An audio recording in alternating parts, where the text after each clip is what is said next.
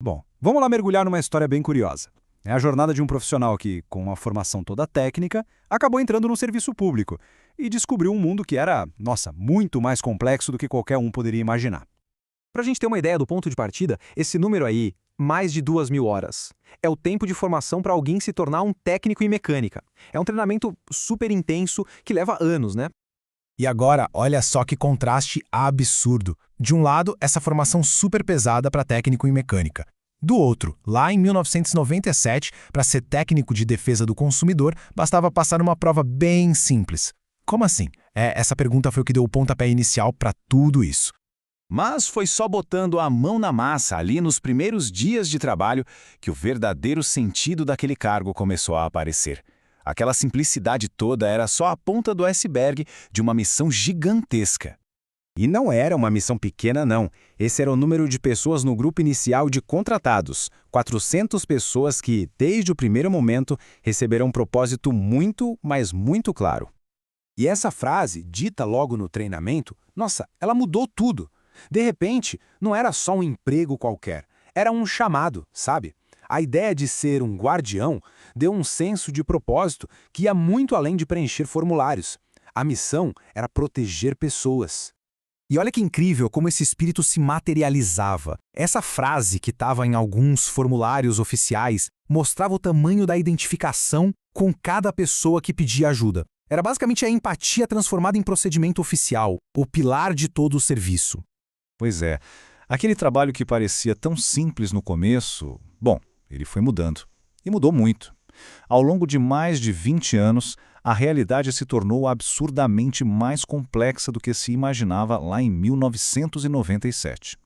Essa linha do tempo aqui resume bem a história, né? O cargo saiu de técnico para especialista. E essa mudança de nome não foi só cosmética, não. Ela reflete uma transformação radical no que era exigido no dia a dia. E aqui vem a grande ironia da história. O cargo virou especialista, que dá a ideia de alguém focado numa área bem específica, certo? Só que o desafio se tornou exatamente o contrário. Ter que lidar com uma variedade de assuntos tão, mas tão grande que era quase impossível listar tudo. Tá, então, o que tem na caixa de ferramentas desse especialista de hoje em dia? Que tipo de conhecimento é essencial para essa função? Bom, a primeira e talvez a principal habilidade é entender o próprio Sistema Nacional de Defesa do Consumidor de cabo a rabo. É saber com quem conversar, quais brigas vale a pena comprar e, principalmente, como usar a força do sistema para conseguir os melhores resultados. E tem mais. O especialista precisa navegar por 3 mundos bem diferentes. Primeiro, o mundo dos grandes fornecedores, com seus problemas de sempre. Depois, o dos fornecedores pequenos, com casos super específicos. E, claro, o universo gigante de consumidores, cada um com uma história, uma necessidade, exigindo uma abordagem única.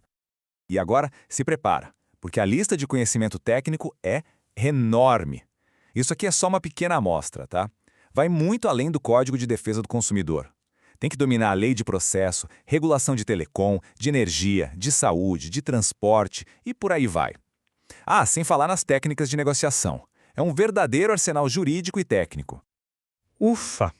Depois de ver essa complexidade toda, fica aquela pergunta no ar, né? Para quê? Para que acumular tanto conhecimento, tanta especialização? A resposta é essa. Simples, mas muito poderosa. Cada lei estudada, cada regulamento na ponta da língua, cada negociação difícil, tudo, absolutamente tudo tem um único objetivo: fortalecer a cidadania, garantir que o direito de cada um de nós seja respeitado. E isso deixa a gente com uma reflexão final, né? Por trás de um serviço que muitas vezes parece simples, existe uma camada de especialização que a gente nem imagina, totalmente invisível. Um lembrete de que, na maioria das vezes, são especialistas que a gente nem conhece que estão ali, trabalhando para garantir os direitos que a gente tem.